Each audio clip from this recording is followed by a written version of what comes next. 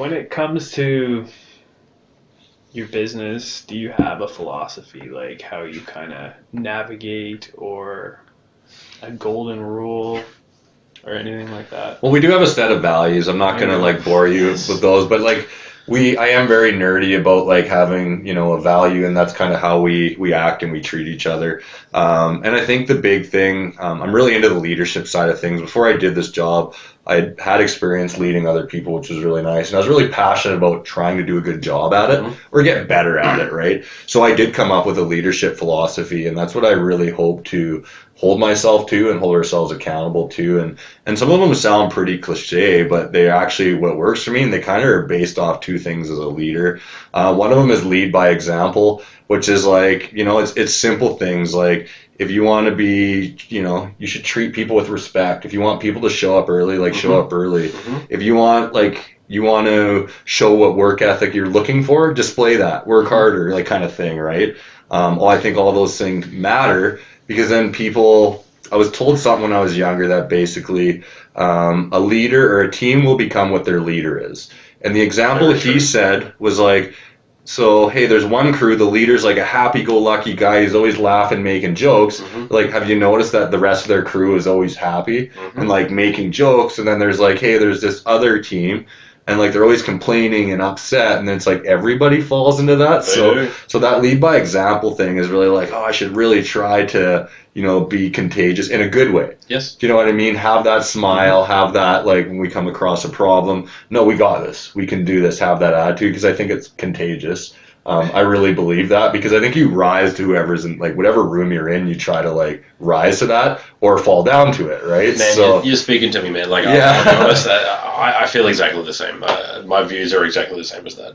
So I know exactly where you're coming from. I don't know about Matt, but I'm sure you probably are the same. Yeah, identical. You'll end up getting a lot of Instagram reels from me now. Yes. Nice. Yeah, so I really do love that stuff, and we chatted about like listening to podcasts before. A lot. I have one big section that I'm interested in is just general leadership from all different types of people, all different types of style, all different types of perspective. What's that? Do you know Simon Sinek? No, I haven't checked it out. You guys should swap podcasts. We should swap, because I'm always looking for good ones, right? Yeah, and then my second tenet is really simple, is like clear expectations.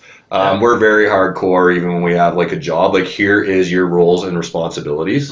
There's a list and we agree to them, and here's what it is. It's not like a list of tasks. It's more of like what you're accountable for, right? So, and I think that's where I've seen a lot of arguments in the workplace kind of start, is like, well, I didn't know I was like accountable for that or responsible for that. So when you have a clear expectation of, here is what I'm responsible for, and everybody else knows what you're responsible for, I feel like it works really well. And it's easier to be like, hey, I need you to look after this, and it's like, you don't actually have to ask, because they know that. You reviewed it, and we review it annually. The task and the ownership go together. They always Exactly. do. And the proof is in the pudding. If you've got the task and you're owning it, the proof is going to be in the product that you sell. Ian and I even had to like sit down at one point and be like, hey, as owners and like bosses, like, what's your role and what's my role? Because like we're both doing a half-ass job at this. At everything. Yeah, but like what am I taking on? What are you taking on? Let's like own it. Because we were kind of just like.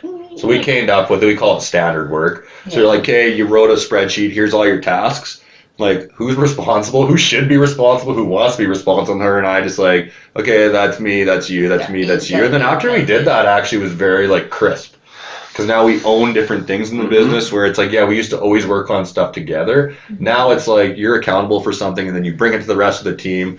They try to provide feedback, and then after that, you're like, okay, good, let's do this. It's probably a lot less overlap. A lot easier. I'd be like, where'd this go? And he'd be like, oh, I did this. I'm like, that's not what you're supposed to do. That's not how we do it. And then he'd be like, well, I didn't know. I'm like, well, then don't touch it. So it's like, it was very like, and then same thing. And was like, or did you email so-and-so back? He's like, I didn't know I was supposed to do that. I'm like, falls under your roles, but like we didn't really have clear roles, right? So like we had to, that was one of the, I guess that was a challenge that we had to, those like simple building blocks that sound kind of like corporate, right? A lot of big corporations do organization, but they work.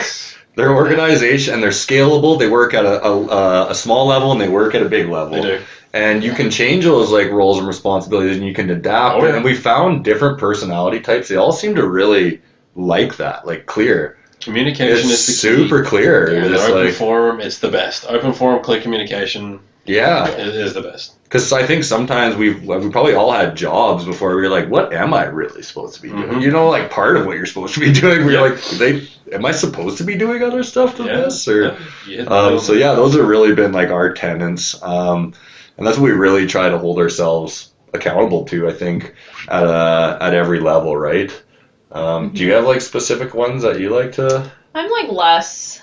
I have less experience in like formal leadership until like I led like teams, but I wasn't like a manager. Like you had a very like big team that you managed before this, but so I've just been like learning from like you really. Oh, he does that. But I don't have all the answers. Don't worry for me. Except for when you do stupid things. I'm like, that's stupid. Don't do that. Yeah. But, yeah, no, I really like our processes. Like, it was very loose at first. And honestly, we didn't have, like, SOPs, nothing, until we hired, like, our first person. We're like, shit, we need these things. And she actually helped us build them. And then we've got our next person, and we're like, easy, we have all of this laid out. And now we have somebody onboarding next week, so easy. Like, and you have a manual, you have a training plan, you have videos. It's, like, just very, like, as you build that. And that stuff really helps us because now, like, training becomes easier. It's way clearer. So you have all these documents that they took a lot of work to make.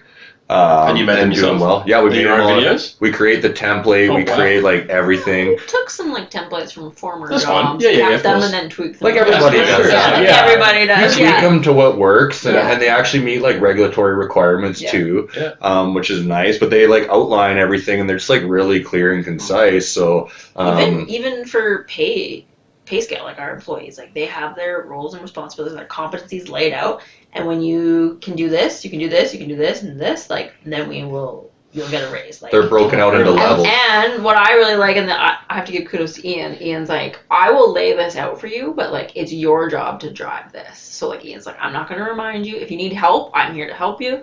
Like come ask questions, but like I'm not driving your raise, like, or like your promotion or whatever it is, right? Like I've laid it out for you, and now it's for you to drive yourself. Like we're here to give you the tools and like the help, but like I'm not like chasing you down and be like, have you done this? Have you done this? Like it's really nice to hear a competency thing put in place, and again, not just as business owners for you guys to grow the business, but to really bring those staff along with you and teach them whatever it is they want to do. And put them in the roles that work best for them, that drive the best results for you. Right? So like it's good to see that you've taken that step, because I can tell you now, from a small business, from my family, we never had that. You know, it was a bit old school, you know, a little bit more manual, hands-on. It wasn't about the progression, it was how good you could do the task. So exactly. It's a fresh look on it. I really like it. It's really good. Yeah, and that was because my experience was in more the corporate side. And I just loved the structure and how it was set up, and it just like made sense to me. And I was like, well, if I ever created this for myself, this is what I would like, because it's just clear, it makes sense. When you look at the there's so many companies that do it. You're like, well, there must be onto something. Like, why are they doing this? Why is it like any company of a certain size has SOPs? You know, why is it that everybody has a specific onboarding policy? Do you know what I mean? Where you really sit down and explain stuff. Like roles and accountabilities, you know, values, I think is a good one. Because then it's easy if to have a conversation with somebody is like, well, that behavior doesn't align with our values. Where if you don't have those values, what do you say to that? I don't like that behavior. Like, it's harder to say that, whereas like when there's an issue, when you say as your values as a company, this is who we are. This is how we ask you to represent the organization. And that's, you know, this is how we expect you to bring yourself to work. It's not saying like, military, you got to do this, but it's like, if you have a decision to make and you're not sure what step you should take, refer to your values. And then it should help guide you kind of in the right like direction, right? My mind is blown. That is like incredible to hear for such a small company, that you guys have a value, SOPs, like, to the point, I worked for some pretty big companies that didn't have that. Like, not as, and they may have had it, but they didn't follow it, and they didn't mean it. Like, I can hear it in your voice, like how passionate you are Mhm. about those things. That's huge, man. That's, Yes, I think.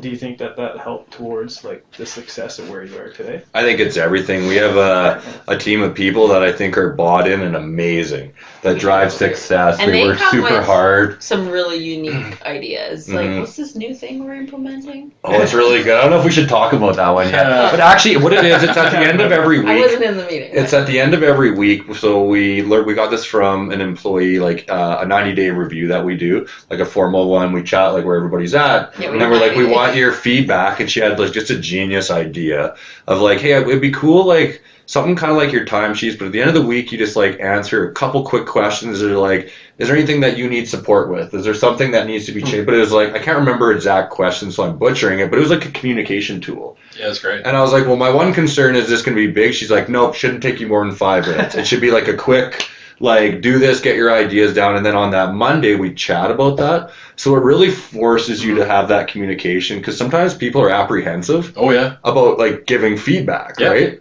So it's like that hopefully tool enables that, where it's like, oh, I wrote this down, and it gives you a really like low pressure way to be like, hey, how we did that, we should talk about that. This didn't work. Mm-hmm. Kind of thing, right? So we're gonna actually hopefully implement that really soon. So they're developing the template, which is awesome. So they're gonna have like full ownership. It's their idea. I love the idea, and I just want to like see how it works, and we'll adapt with it. And I think it's really just gonna help as you add people. It's gonna be an easy way to be like, this doesn't work, or this was great, you know. So Super progressive. yeah, It really I thought it was is. really cool, and it was cool that she said, like that she came up with the idea, and her thought process was that like the communication is really good now, but my fear is like as we're growing and I see you guys are growing fast, like I don't want that to fall, because I think she said she had experience where a company did start out like had really good communication, and as they grew, that like it declined, right? Yep. So I think Because that was other things, pressing issues, get in the way, yeah, the and she said it was, and it stop. stopped happening, Yeah. right? So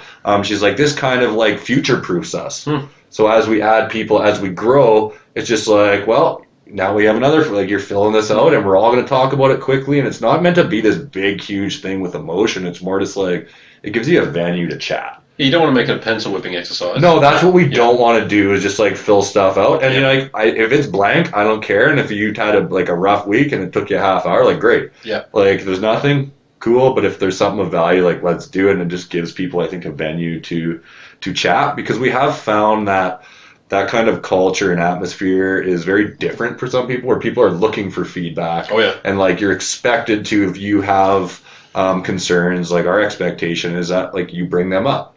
They may hurt and it may be uncomfortable, but like we need to have it. We need to figure it out. I don't want it just to sit and stew and become something, you know, not positive. Like let's just deal with it, because usually small issues, if left, It just snowballs. they snowball, right? So if you can just deal Yeah. and they fester, and then people start to feel like, you know, not optimal. And it's Yeah. like, we could have just chatted about that. We could have said something like, hey, I really don't like it when you do this. Like, oh, really? Sorry, I didn't actually even like Yeah. know that was an issue. And a lot of I times, need support doing this, instead of like struggling through that task for the last however long. And just be like, oh, they expect me to do the best. Like, no, like we want to give you the tools for you to be successful. If you're successful, we're successful. 100%. Like, what do you need? But like, I can't read your mind, so like. well, hopefully And I'm that also gives us- distracted by so many different things. But like, come to me. Like, if you bring it up to me, then I Mhm. know it's there, right? So.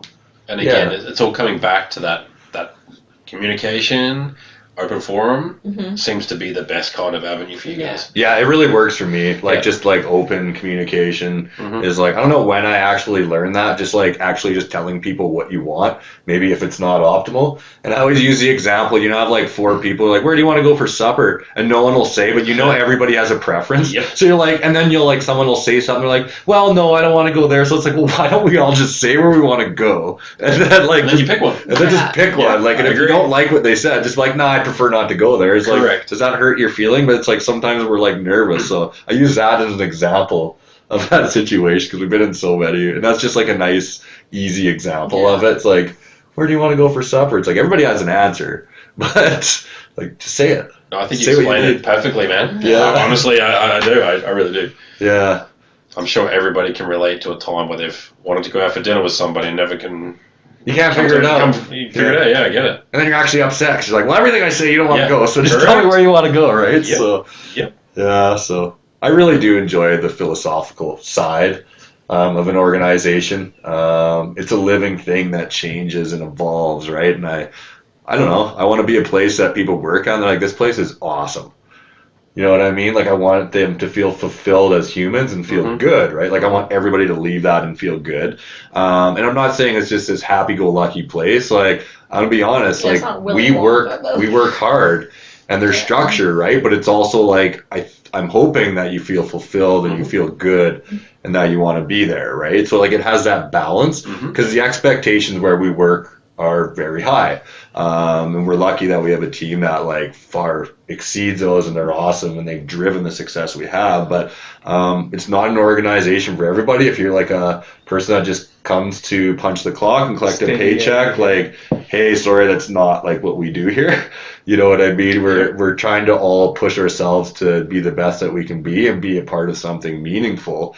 And if that's what you want to be a part of, like, you're gonna love it. But if you don't, it's like, yeah, this isn't the place for me. Yeah, it's not a 9 to 5, man. Go, if that's what it is, go somewhere else. If that's what it is. Yeah. So it's really something that people become engaged in, and that can be great, and it can be hard too. Because I think sometimes too, even as an employee, when you are that engaged with something, I think the losses are hard. Because have you ever worked at a job where you never cared about it and you messed up and you don't care? Oh, definitely. But I think when you really care about your job, I think when there is a mistake or something happens, they do really feel like it's hard. Yeah, and I feel like because we are a small organization, like when we're very close and we like bounce ideas off, I feel like if something doesn't go right, like our team members feel it. Like we feel it, but like they feel it too. Yeah. So yeah. But I think the one good thing though is that we chat about is like I think they really do feel. I don't want to speak for them, but the successes.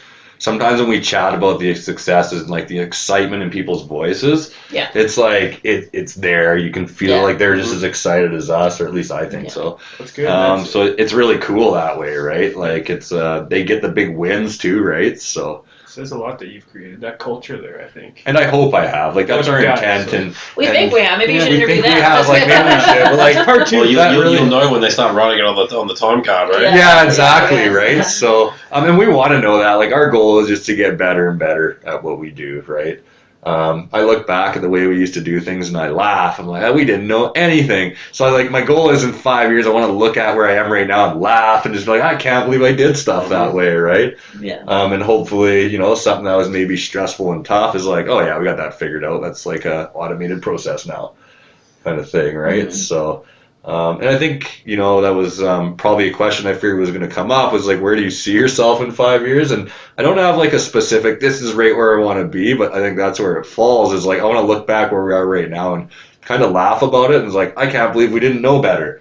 Do you know what I mean? Like I want to, be that much better as what we are as an organization. Specifically, I want to be better at how we manage coffee, better leaders. Just like I want to do everything better. At a better level, right? And that's just like our personal challenges that we really want to push ourselves to, I think, just be the best version of what we're trying to do. So I've never been like a half-assed person. It's probably almost on the edge of an obsession when I do kind of take on things. But some things, become very obsessive, but I'm a very all-in type of person. I'm an obsessive person. Yeah, I have an obsessive personality. So when I like to do stuff, I like to do it, obsessively. Full in, right? 100%. All in, right? Yeah. Not just like, I kind of enjoy doing that sometime. I like that. I like that. I probably would have lied about it 15 years ago, and now I'm just like, no, that's who I am. That's what I do. I'm all in. So it's kind of funny that way. Ian, you talked a little bit before about kind of what you've learned in a past job or whatever. Without obviously naming a company, what was the role that you had? Okay, so I was actually a leader of a team. It was in the oil and gas industry, so I was a leader of a facility. I looked after about 30 people. Before that, I was on the power engineering side of things. So not a real engineer, but they call them power engineers. So that's what I did on that side of things. So I ended up actually getting my second class in that. And then Ian likes to be challenged. Yeah, I do. And then before that, like I actually went to university to be a teacher, so I have like a really random. Ian has a bachelor background, education, a second-class steam ticket, and now owns a coffee roasting. And how I got into that business was that's where I worked when I was going to university to put myself through school. Like a summer student. Yeah, I was a summer student, awesome company, and then I ended up graduating. We drove across Canada or whatever. They gave me a call. They had some people that were sick. They're like, hey, do you want a job for... I'm on medical leave, like 3 months. Yeah, for 3 or 4 leave. months. I was like, yeah, that's sweet, because I spent all my money like traveling or whatever. And I was like, this will be perfect, and then we can go traveling again. And then that was like honestly lasted for 14 years. They were just like a great company that like they taught me a lot about just, being an employee, being a leader. They taught us business, which was awesome. So there's people that were far smarter than me in business that taught me like business. I was like, okay, cool. So I learned a lot of skill there, and I owe a lot to them. And I think it even shows their integrity, because when I told them that I was going to quit, obviously they're like, why? And I told them the reason why, that I was like, oh, this has been a dream. I want to follow this business. They're like, that's awesome. We're stoked for you. So I think that just kind of shows the company they were, because they're like, they weren't pissed or anything. Like, they were curious. They're like, oh, did something happen? And then as soon as you tell them, you're like, oh yeah, remember that like business that I was doing? I was just like, yeah, like that's what I wanted. They're like, that's awesome, right? So do they buy from you? They do, yeah. Oh, good. Yeah, so even that level. So I mean, man. that shows a progressive company that I think I was lucky enough to be able to learn from and be a part of. But essentially, yeah, it was power engineering, and then like leading a team of power engineers was kind of after like that. The facility foreman or something. Yeah, so that was kind of the thing that I did. So you learn everything from less technical. It was mostly leadership and the business side of things, which was really nice. So, Kelly, what about you? My background? Yeah. So Ian and I met in university. I have like a science background, so I have an environmental science degree. And then I went into environmental consulting, so I worked like away testing soil, contaminated soil. Soil specialist. Soil specialist. And I didn't like, so unlike Ian, who was like on a week in, week out rotation, I was just like, there's a spill, go here for 2 weeks, which would always end up like a month, or like, we have this like remote, I worked a lot in like Fort St. John, like Fort Nelson, and like literally in the middle of nowhere, like in the winters. I was just like, I'm sick of being like gone. So I did that for like 3.5 years. And then I got a position with the government, so the provincial government. I was a soil specialist for Alberta Environment. So I was there for 9 years, and actually last week was my last. I took a leave. I didn't quit my job, but they let me take a 1 year unpaid leave. So seeing how things go. Good for you. So yeah, we're all in right now. It's awesome. That's great. Yeah, Today was my last paycheck from the government. Oh wow! So it's Congrats. Cool. So yeah. Congrats. So it's pretty exciting and scary and cool, and I'm excited for you, because it was one of my favorite times in life. We struggled a lot with like I think even for you to leave your job, but like when was the right time for me to leave my job? There's never a right time. And like we were just like going through, there isn't, but like things just like we were still like unhappy with not unhappy, but like things were like a struggle. And then I was like, you know what, Ian, we can't keep doing the same thing and expect different results. So like, let's fucking do it. Change. Like something's got to change. So either like we go back to our corporate jobs, or like we give this like the all. So like you can't quit without trying. So All in. yeah. Yeah, That's great. So It's big steps, guys. Yeah. Good. Did you have a we made it moment yet? Is there, or are you still waiting for we it? talked about this today actually when we were reviewing. We've had we've made it. We can't believe we've made it here moments, but I don't think it's like What was we've made Do you it. know what that moment was? I think like expansion into like our current space was big. I think hiring our first employee was for me big, and like me not having to like do everything anymore, or both of us not having to do like everything. Was the light bulb moment where you knew it was a successful business when you were back in the van, and you were fulfilling these orders all the time? Was there a time where you were like, "This is it. We've got so many orders. We've got." It's kind of a funny thing, because I always we chatted about the other day, like the imposter syndrome side. Yeah. Like, so we're kind of like, we feel like we haven't made it yet. So it's like when you ask that, it's like, I'm not there yet. Like we're learning so much. It's like, yes, I think we've achieved like really what we've wanted to so far, but we still feel like we have so much further, so much, and just so much to learn and so much to do that you're like, oh, we haven't made it yet.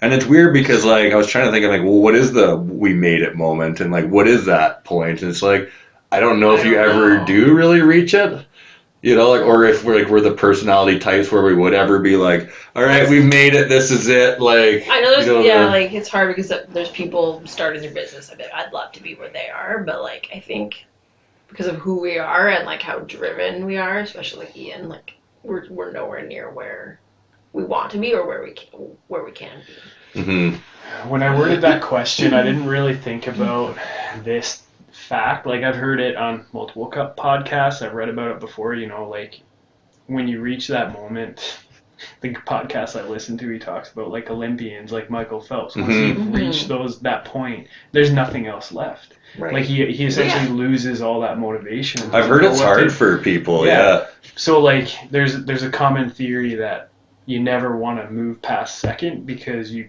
have nothing else to strive for. Push yourself to that next limit, right? So like I didn't really think about that when I asked the question, but I guess it kind of you guys are kind of on that same page with that kind of mindset without even really. The thing is, I think like if we reach like we made it with coffee, like I honestly think we'll just try something else. You know, like okay, new challenge. Like, but if you don't know what that we made it point is, then what like how long to go for? And like you have a vision, and it really revolves around like, hey, there's a bunch of things we want to get even better at, right? But it's like I don't know what that end point is or what like we can actually end up achieving, right? So yeah, it's really interesting, but yeah, it was like a tough question because it made me feel it's like I don't think we have made it. I hope they didn't want to actually interview someone who has made it because we have not. So I think we've had those moments like, wow, I can't believe we've made it to this point. Excitement. Especially like I think like for me like our grand opening and like I was like wow, like even just looking back on that whole year of 2021, especially through COVID, like that was probably what I felt like one of our most successful, like not successful in the terms of like profit or whatever, but like I felt like we accomplished a lot that year. And it was a challenging year. Yeah. Oh, huge. Like it was just a lot of stuff going on, and like we were able to navigate it. There was some luck there, I think, just the kind of business we were in, but we didn't realize how. Like we thought we were doing well. I was like, oh, this is like a normal amount of progression. And then like once kind of COVID's been over, you're like, no, there was like a lot of challenges that like we didn't actually see.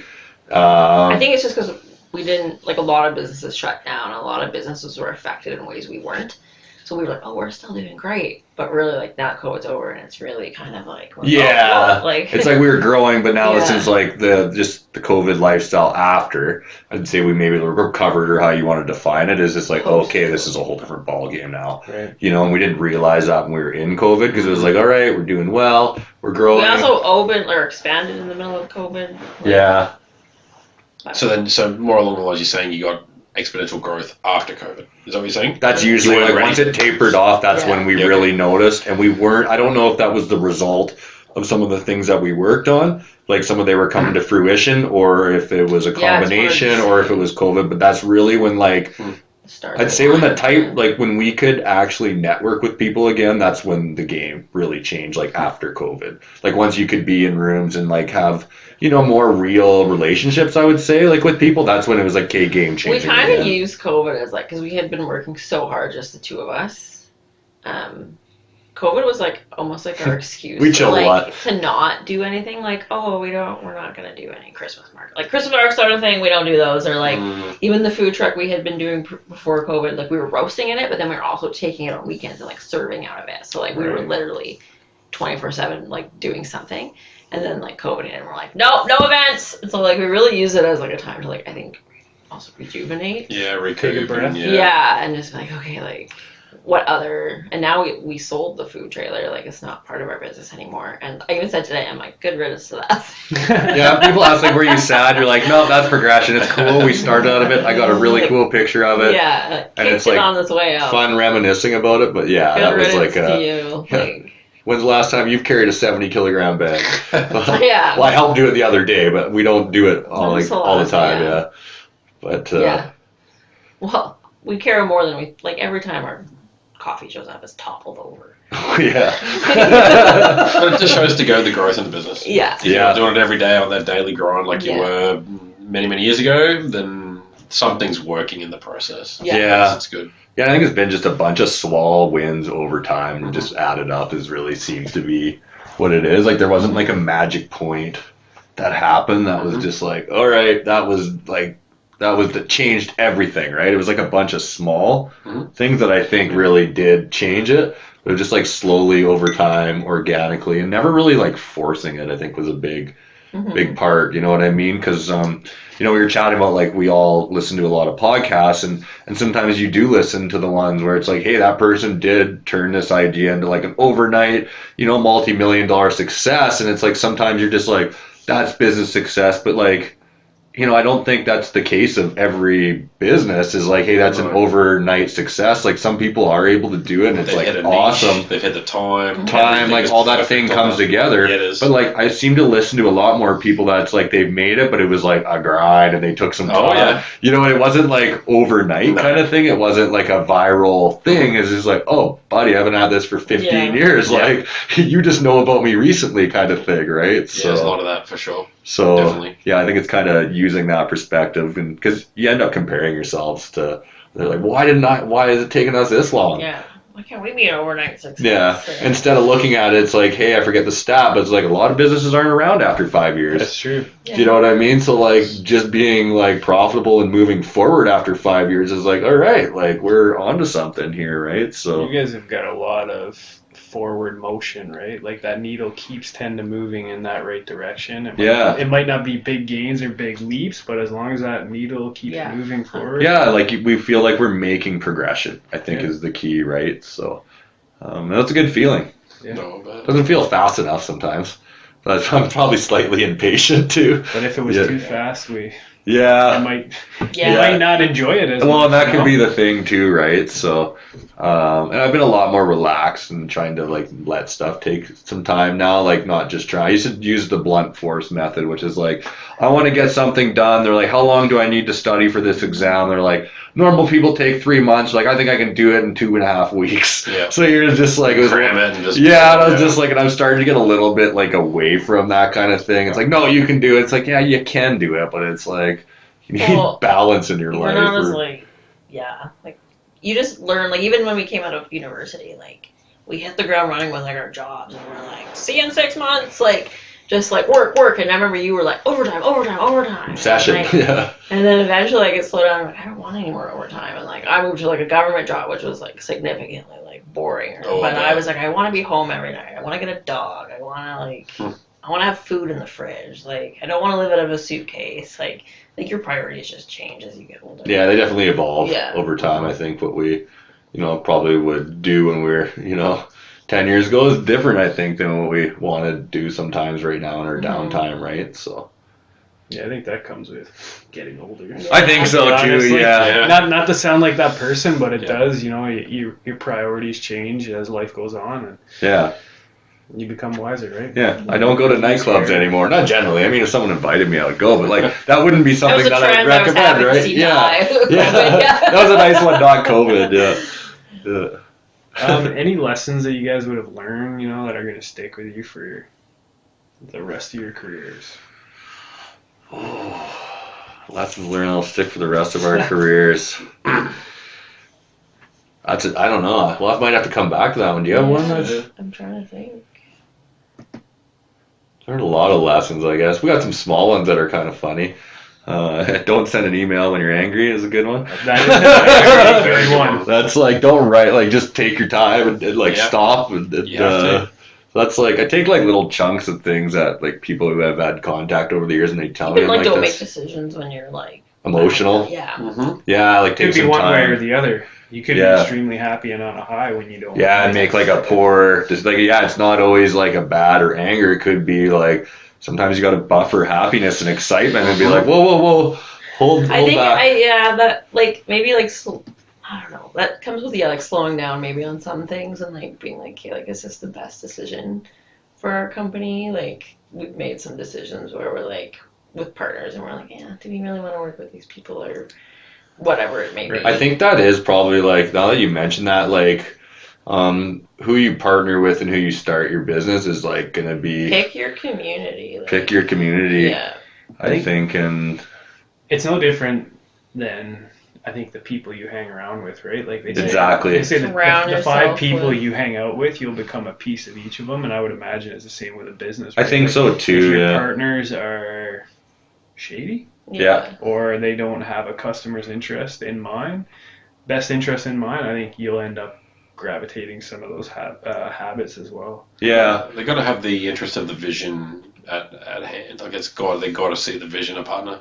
If the partners aren't seeing the same vision, well, they're 2 different businesses. Yeah. Yeah. Yeah, and I think controlling your company, like I've heard that, like that quote before, and the version I heard of is like, "Show me your friends, and I'll show you your future." Yeah. It's like it's a very similar thing because like whoever you hang out with, whether that's good or bad, it's like you become a little bit like them. You're influenced. You're by what's- influenced yeah. by them, right? And I mean, you know, if they're really challenging or like successful at something, you try to like you step up your game generally, even if it's You're something. naturally competitive, right? Like I feel like the human nature is naturally to be better or like competitive, right? Survival of the fittest. Like you got to be better than the person in last, right? That's the person that's going to get eaten by the bears. Oh, yeah. So like, yeah, I think it's just naturally like competitive side to like always be better than that other roaster or like whatever, right? Yeah. Well, it forces me to learn too because I like it when someone's like really good at something because then it shows you like where you're actually at on the scale.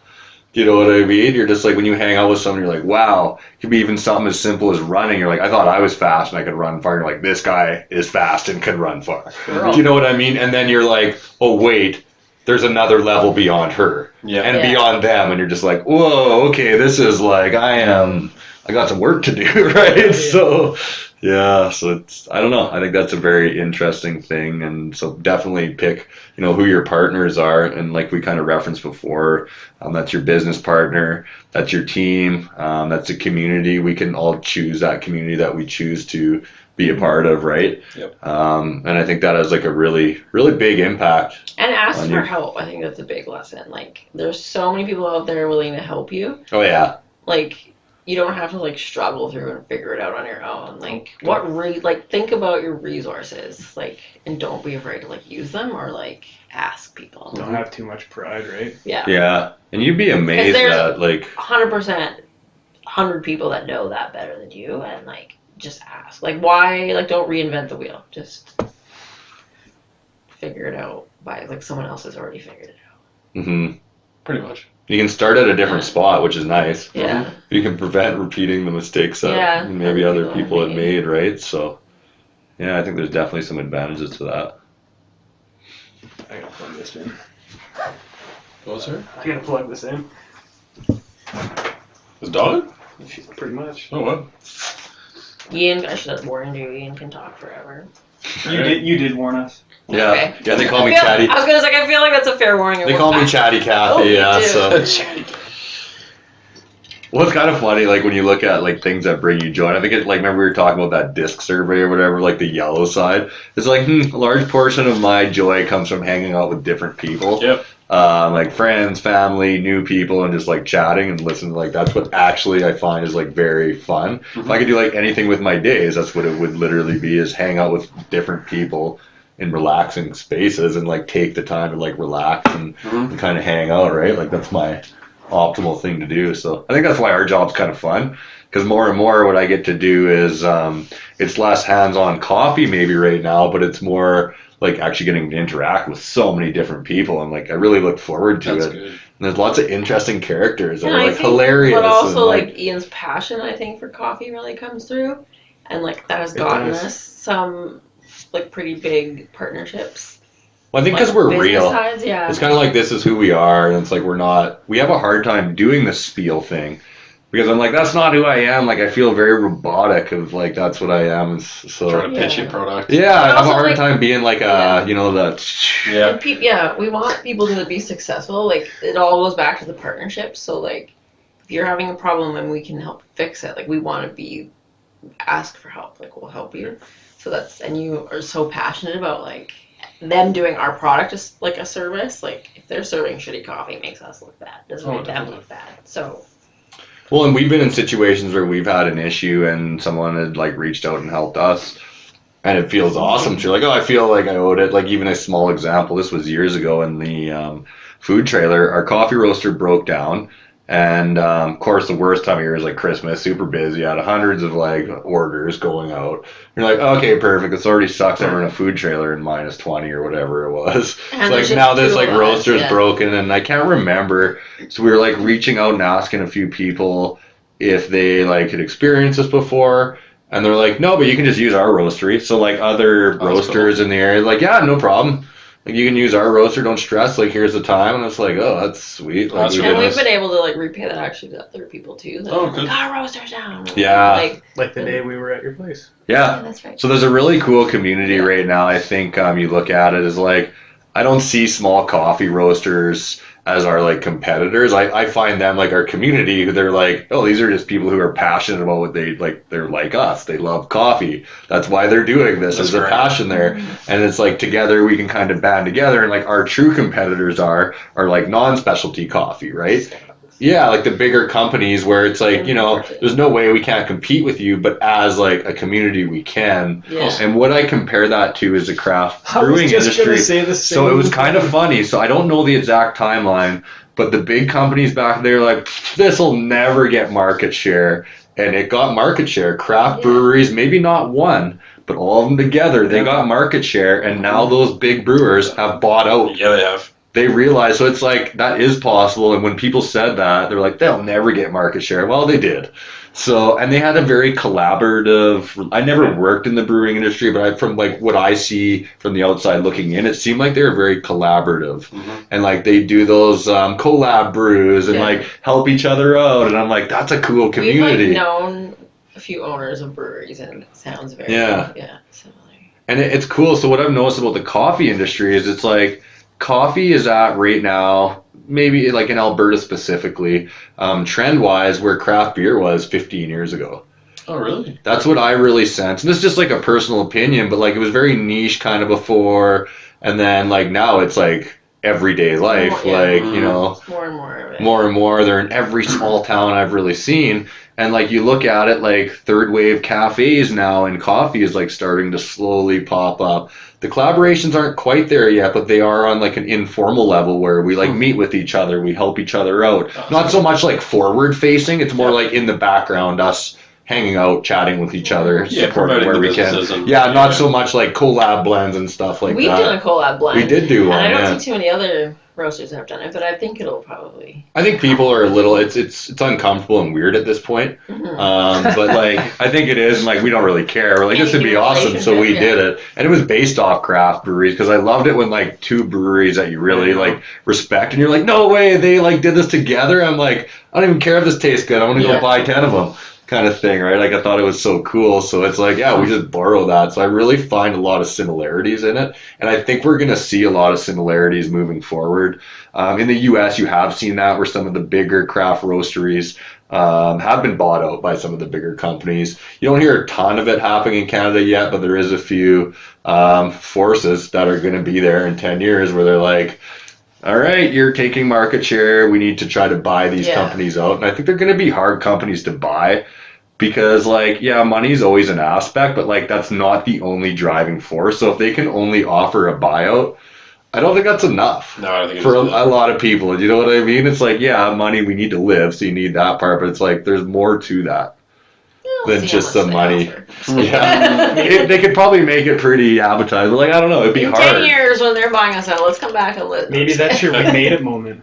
Maybe it is. Yeah, but I would have a hard time, like, when you even theoretically think about that. If someone offered you a sum of money, doesn't matter what it is, but say like a life-changing amount. Like, no, I'm just saying not like dollar value, but say like a life-changing amount. Like that would be a hard decision. It wouldn't be like, oh yeah, yes, no problem, because I'd be like, oh, like this is. It's a labor of love right there, right? Yeah, so it'd be like kind of weird to like, what direction are you taking? Do whatever you want and take the alternate route. I guess I could, but then I'd be bored probably. Kelly told me no more businesses if we did that. No, so. I didn't say that. I just said, well, is that actually going to fulfill you, or are you just going to get bored and move on to the next Then one that's what after maybe that? I was like, I would get bored and then Because, I'd like, just start yeah, another one from scratch. Ian's just very much like, hey, next project. Like I said, he likes to be challenged. Different so. business venture at that point. Yeah. Mm-hmm. Well, even when I go on Different. holidays for more than a week, I'm like, hey, I'm bored. I need something to do here. Like, Yeah. I actually like- have gone to like on vacation without him because I want to just like read a book. Like I've gone to Hawaii and been like, see you. See, mate. Because he's like, hey, what are we gonna do now? Yeah, I need to do We're gonna stuff. sit here and we're gonna read. Like we're gonna sit like. Shh. Yeah, I don't Yeah, do that. you don't do So. So you clearly both have passion for coffee. One maybe more than the other. What else motivates you? Like what outside of coffee? What is your thing? I think having fun in nature and Yeah. making connections in time with like friends and family on that capacity is like I love being able to spend that time with friends and family and meet new friends and preferably in nature. I like I'm not much of a city person actually. I love like the assets that cities have, Mhm. but I like more like calm and like not like super busy kind of atmosphere for relaxation kind Yeah, of the chill thing, right? vibes, I get So it. yeah, we're big into like camping and being outdoors and hiking and like snowboarding, ski touring, that kind of thing. We're obviously quite passionate for the mountains. We're always doing something in them at any time of season, whether we're hiking them, snowboarding them, running them. Like we're always doing something there. So I don't know, it's something that brings us a lot of happiness and we enjoy doing, right? So. Any ultras on the horizon? Yeah, so I got a monkey on my shoulder there. So the Sinister 7 100 miler. I've attempted it twice. Haven't finished it yet, and so I'm going to be attempting that again. That's in July this year. Yeah. So, 2024. I guess this season. I already think about it because I'm like obviously training into it.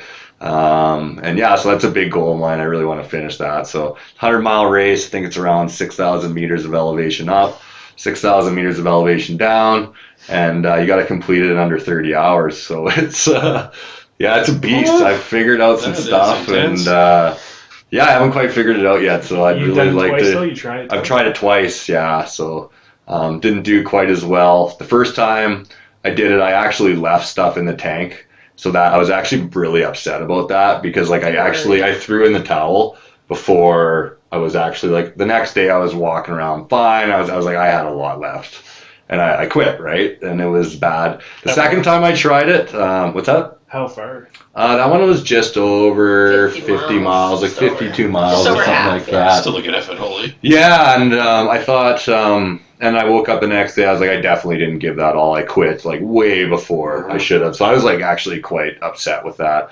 Last year I made it further, but like I gave it everything. Like I honestly felt like I had nothing left to give. When I woke up that next day, like it took me like minutes to get up the stairs. Yeah. So like Yeah. I wasn't upset. Like it was a failure, and like I need to go back, but like I wasn't super upset about it because I was like, yeah, okay, I need to recalibrate, but like I felt like I left it all, like my abilities at that time, and I left it all out there, and I tried as hard as I could. So I was like, all right, that doesn't bother me. I put in like what I thought was like 100% of my effort, right? So so that was a really different experience. So it made me want to come back again. But you get these like you get a belt buckle when you run 100 milers, which is like I don't know. You can see my style. I'm not really the belt buckle type of guy, but like I really want that belt buckle so Yeah, it's like bad. a gold medal kind of vibe. It is. It's Kind of really that, like, First time and it you kind of ran it? scares me because I'm like, what do you do after that? And you're like, oh no. And I was See? like, yeah. So it's like because you Just like can't. what I was talking Yeah, about. so- Dragged along for the ride.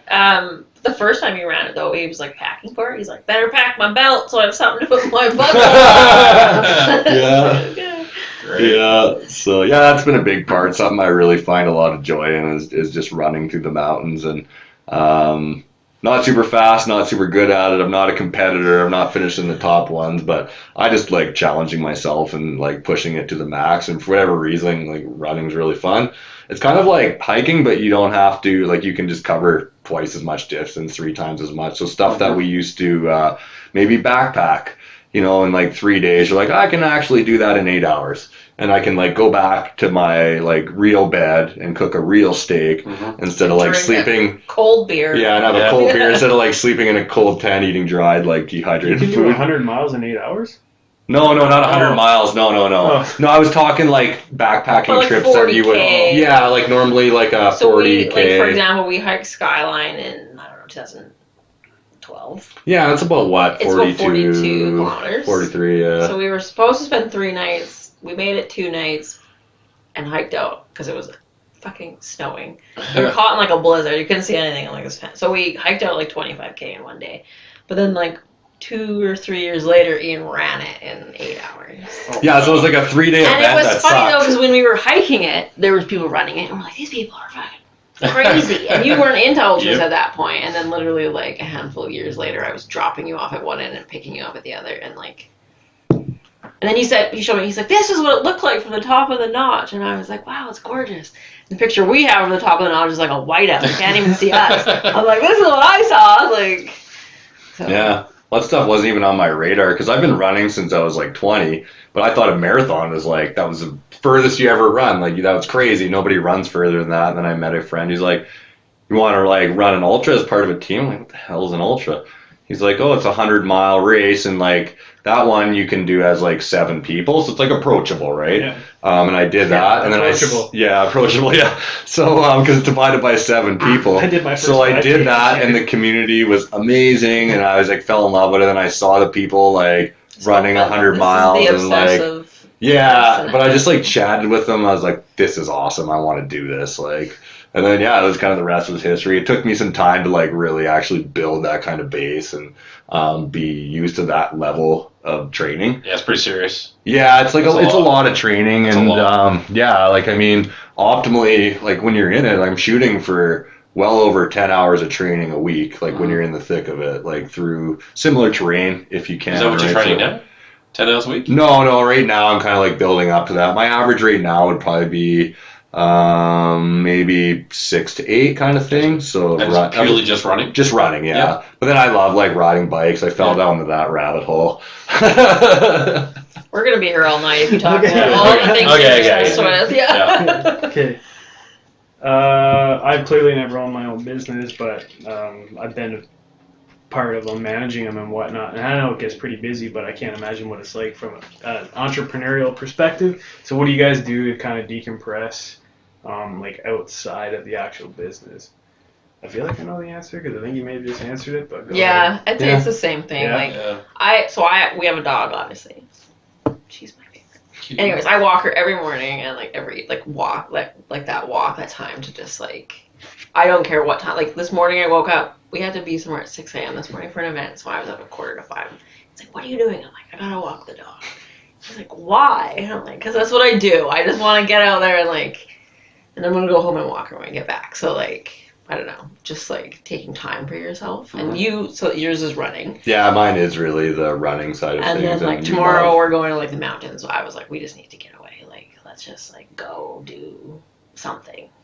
That's good. Yeah. Yeah. So And we enjoy doing it together, which is kind of ironic. You'd think sometimes it's like, oh, maybe we should like do something else like separate, but it's like, yeah, we do really enjoy and try to not talk about work if possible. We do Yeah. end up Try, doing but it. it's It's nice we're to- never really. it comes up, and it's nice to have Comes like up a lot. like you know like talk about different stuff, right? Because we're always troubleshooting. We're like, okay, let's stop. Let's talk about random stuff that's just funny on the internet, or like more like husband and wife, Yeah. like partner relationship kind of things. So yeah, a lot of simple things. I think being a lot in nature and cooking food together, and yeah, just kind of doing a lot of simple stuff. So That's good. camping's a good one. Yeah, a lot of camping. A lot of camping, And yeah, in the winter actually.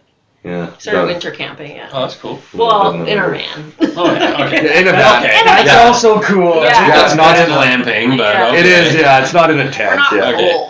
No, it's got a heater, so you're good. I don't even like backpacking anymore. I'm like too uncomfortable. Too cold, yeah. Yeah. Matt's too thin. The dog doesn't like to sleep on the floor. We can't go. I was just gonna ask you to take the dog with you. Okay. Yeah, we do. She comes pretty much everywhere with us. Yeah. Yeah. We actually started like split boarding, like doing more backcountry because Zoe can come with us versus like resort riding. Obviously, she's not allowed on the resort, so like, yeah. Also, the price of I left ticket lifting prices it. too. Yeah, starting that to get a also little played bit a large under- factor. Out of but- control, yeah. So I mean, our backcountry gear like setup wasn't cheap either, but yeah, probably didn't save Yeah. any money, but in her minds, saving money. So it's always pounds. You know, you can justify anything if you want to get into it. I think it's just one of those, right? So, future for alternate route. What's it look like? Like where, and obviously, what do you envision for the next few years? Like, you may have thought about this, you may not have. I don't know. yeah. I think just like for me, I just picture it as like a continuous upward trajectory. So like more staff doing. Everyone will have like a specialty. Right now, we're all kind of like jack of all trades. Like even our staff, they have like their specialties, like our roaster and our like order fulfillment. But then like new things come up, and they're like, I'll take that on. Or we kind of all have to be a little bit everywhere. But it'd be nice to like, I don't know, just have more people so we all feel less Well, I think overwhelmed. I think you can hone a skill better too if you specialize it. So I think it'd be cool as you grow a team, you can really have people that are like digging deep in like one specific thing. And I think that would be really cool because I think you're going to get a lot of innovative stuff happening when you have more people that are working in more like specific areas. Like I think that's really where the progression. So I think it'd be really cool to grow that team where, you know, you have maybe those like specialized kind of roles, right? Like maybe you have someone that does the marketing side and that's all they do, kind of thing, right? Instead of like it's a team side of things, or I don't know, it's just somebody an could show me but, how TikTok works. That would be great. Yeah. But and continue the same vibe is the key.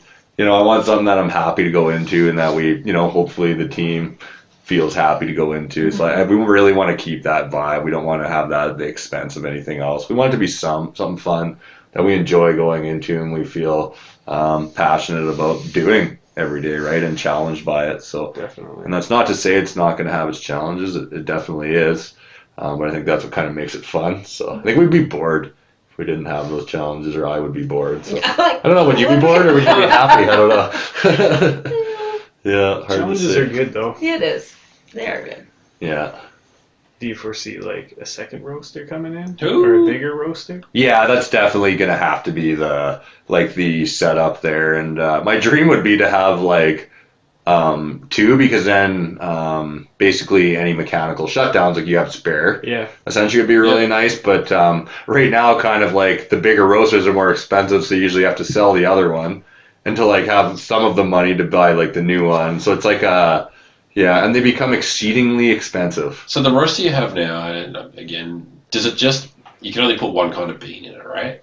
Well, you can roast other stuff in it, like Yeah, very but like you can't similar. do two different, you can only do one kind of style of coffee at the time, right? Yeah, just like one. So it's kind like of one bean. drum, like Yeah, one okay. consistent. So we do one. Got Like you. we will blend coffees out of it, but it's a 12 kilogram roaster, so it actually maximum does about 10 kilogram Okay. roaster, about 22 pounds, and it'll do 3 to 5 batches an hour. So you know, it's going to be tapped out at a certain point, and you have to expand into a bigger roaster, and you just got to decide like, okay, do we run this 24/7 and have night shift, which we actually know a very successful business that did that on the same size roaster, is they actually did run it 24/7 before they scaled up, and then when they did scale up, they bought like a giant one, right? Gotcha. Whereas some people, they'll instead of running like a night shift, they'll be like, oh, we should buy like a slightly bigger one. So there's so many different Gotcha. techniques, Yeah. and I don't think any one is good or bad. It's just like what fits you the best, right? Should I get a slightly bigger Knowing one? us, will be tapped out before we're like, Yeah, probably. time to expand. And you make the decision a year too late. Probably late, and it will be running 7 days a week, and then we'll get a giant one. It's Yeah. probably the way. Knowing us, that's how it will be. Yeah, so yeah, there's definitely some logistical side on that. We got some room to grow and some flexibility, and that's all built into our plan. We do think strategically, like always in that form. We maybe don't have like a 5-year detailed plan, but you know where you're going to be in 5 years and what you need to get there. So your decisions, the big decisions you make, have to have that in mind. So even something as simple as like, well, what's the size of that roaster and what power supply and gas supply does it need? Can we even get it there? And like the case of the new one we'd be looking at, it's like, well, no, it wouldn't fit in here. The roofs aren't high enough. So it's like, okay, we need like a different spot. So it's like when you renew your lease, is that going to like align with that time kind of thing, right? So, but yeah, it's not the bottleneck right now, which is nice, right? So. That's good. If you can roast pretty freely, then why not, right? Yeah. As long as you can, really. Yeah. Put as many beans through as you can. Yeah. Yeah, they run forever. There's some of those that are some of those coffee roasters that are from like the 40s. They're obviously, Really? they've rebuilt, but like the shell and everything, and they'll modernize them with like it's all technology. cast, right? Yeah. It's all Like those it's ones are all cast, like cast iron, they're Yeah. super heavy. The design like hasn't really changed. Like maybe some of like the inside of it, like I'm sure they've optimized it, but some of like the classic roaster, the new school roasters are like based off classic designs. Just kind of like guitars, like how that's coming back. Like all the new guitar companies are like, I want a J45 or like the classic guitars. That's what like coffee roasting has very much been. So you can buy these like retro coffee roasters. Modern vibe of the like post-war, but like with modern technology and controls and stuff like that. So do you guys have like an average output number, like how many bags you do per week or per month? Like I'm sure you do know. Yeah.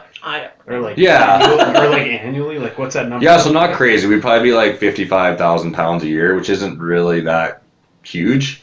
It would be usually, I think small little bags is that? That's a lot, but it's in all it's all shapes and forms. Though that's the thing you have to remember, right? It's in cold brew, it's in instant coffee, it's in like bulk coffee, it's in 340 gram bags, it's in 2 kilogram bags, it's in it's in every like type, shape, and form. Our like cafes or like our coffee bars. It's in soap. So. It's in beer. It's in spirits. It's in so many different things that's like just far beyond like, it's just 340 gram bags, right? There's so much. That would be a good way, I guess, to visualize it. Yeah. It's a lot of bags. It's a lot of bags, yeah. It's a lot of bags. Yeah, it's a decent amount of coffee, and like in the scheme of things, it's tiny. Mm-hmm. But it's something that is pretty crazy to think that we've got to that point, right? I remember when Ian was like, we were just buying, when we first got the first 2 kilogram roaster, you were just buying like bags this big. And then Ian's like, do we buy like 100 or a 70 kilogram bag? And he was like, we only have a year to get rid of it because then it's like old. And I'm like, I don't know, like, do we do it? Do we pull the trigger on this? Like one 70 kilogram bag. And we flew through that in like a month. Yeah. Or like now that's 2 Monday months. morning. Yeah, literally on like one day we can go through an entire bag of coffee now. And it's just funny to think back. We were like, like I don't know, like what if it sits there for a year? And like what if we don't sell it? And I think we sold it within like it was way quicker than we thought. Yeah. And it's just funny to look back at that and be like, do we buy one 70 kilogram bag? And now we're buying it by like the pallet. Yeah. There's a really big interest in seems like specialty coffee in this area. It's new for a lot of people, and it's becoming a lot more like common. Oh yeah. And it just seems to be like very popular, and people ask us like demographic, and I'm like, it's really hard because like we have customers that are 80 plus to like we have ones that are 16 years old, and like backgrounds all over the place. You're like, it's really hard to like. It's just like I don't know. Honestly, I'd say it's more like mid to late 20s and up. Yeah. Probably just more like, probably that's a lot of but economics. Honestly, as high as like it probably is economics. Because that is one thing to keep in mind is like we're not a need. Do you know what I mean? So especially right now when you look at like, okay, interest rates are high, someone has to renew their mortgage. It's like, okay, they might have to start cutting stuff out because you're gonna keep your house. So it's discretionary spending. Yeah. And we're seeing that like. It's also like people under 25 aren't going to go out and buy like $100 bottle of scotch either. No, very similar, right? They're going to pay more for a coffee when they can go to McDonald's and get. Yeah.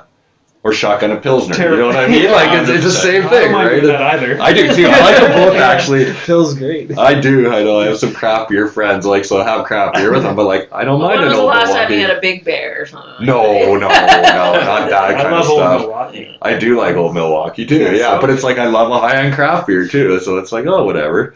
But yeah, that is a funny thing though. So, any big markets you want to get into? Big sales and like Costco's. Ooh. Or like well, that's an interesting one. Not Costco actually right now. It's not really like the trajectory that we're looking at. If you can't talk about it, that's cool. No. Something in the works. No, I don't know what like the big kind of thing was. I think it's more about kind of having that like integrated setup. So it's not really like one specific area you're focusing on. It's more about like I really think making specialty coffee as a whole accessible to more people is really our goal. So yeah, there's already niche people that love it. Like we don't have to convince them, but like I really want to educate new people about like this is what we're all about in an approachable way, right? Like this is why it's different. Because I think from the outside, if you just look at it like purely like, well, I could buy, a kilogram of coffee for $4. And then it's like, or I could buy a 340 gram bag for more than that. And like, what's the difference? So we really want to just expand that knowledge. So I think just increase that market size. Like what? Yeah. Why is my main why is goal. our product like what makes our product that price? But the value proposition, right? So I think I would like to reach more markets across Canada. So we ship Canada wide quite a bit, but like having it in like stores from like West Coast to East Coast would be. Yeah, it would be really cool, right? So. Because are you find in like those local boutique stores, man? That's where you need to go. Yeah. Like local, like multi-roaster cafes, like that kind of thing. Yeah. But yeah, our focus right now, like most of our stuff is like Western Canada, really focused, and and it's mostly like Alberta and BC. And it was Freezing Bros you're in, right? Yeah, Freezing Bros right now. They support most. I live near one, so they're sweet. I love shopping at them. Yeah, they got lots of the coolest stores. Well, we ship. And a cool story too. We ship our coffee there now, but we used to like deliver it to like save money. And nice. Every time I'm like, I'm gonna pop it. Oh yeah, pop it. It didn't save any money. No, it didn't save any money. It's probably spent more money. Yeah. It's good. No, it's good to see. Yeah, Freezing Bros is a nice chain.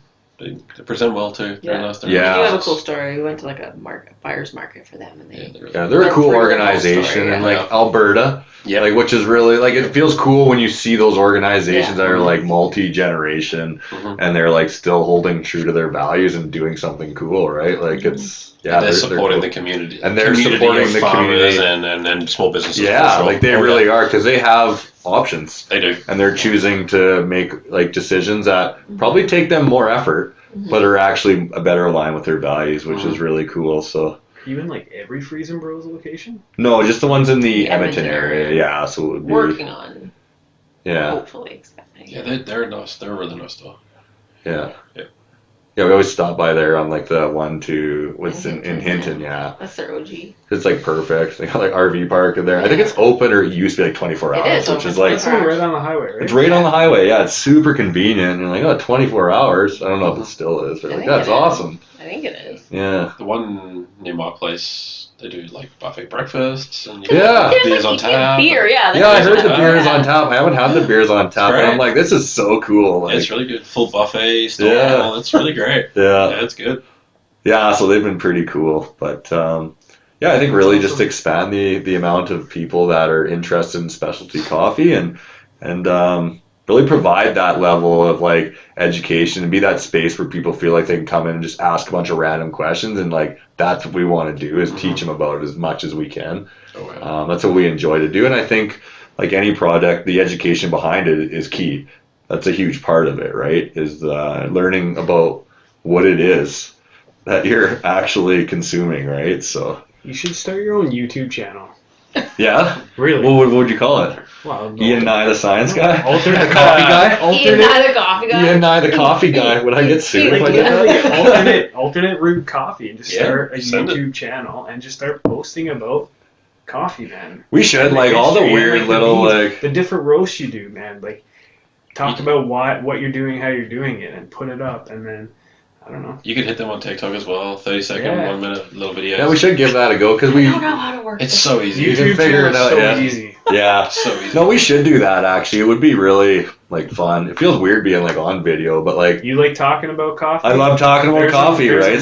And you like watching YouTube videos. I love watching YouTube coffees. Yeah, they're awesome. Yeah, man. Start your own podcast. I should do it. Yeah, that's you. Should do a coffee podcast. Coffee time with Ian. No one's yes. No one's gonna want to come because they're like, it's gonna be like a 5-hour conversation with Ian. Like, it'll be like listening to Andrew Huberman. He's got like. Oh, I love Andrew Huberman. I know, but like some of his like. I know you're like this is technical, and I'm like, tell me more. I like the ones when he talks to people, but if he just gets in his like scientific tangents, I'm like. I have a science background, so like. Yeah.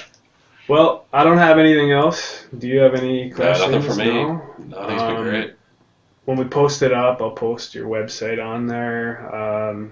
It has everywhere where you can get coffee. I was on there today doing quite a bit of research. Oh, nice. Yeah. Awesome. And I'll probably end up tagging your Instagram account as well. But other than that, man, thanks guys, both of you. Yeah, thanks so much for having us in. We appreciate it. And yeah, we've never done a podcast before. So. Yeah, this was super fun. Yeah. This is only our 6th one. Awesome. This is great. It's a good time. Yeah, this is super fun. It was fun. It is. Yeah. It's awesome. Especially for you who likes to talk. So. Yeah. Thanks so much for having us and humoring me. So appreciate it. You're looking for more episodes. Is there anything else you guys, anything else you guys want to say? Anything about the business? Any upcoming sales coming up with Christmas? Anything like that? No, nothing. I would just encourage people really to reach out to us. We love to connect with people, whether that's stopping in, sending us a note, Instagram message, like whatever communication thing. We really love human connection, and we like to.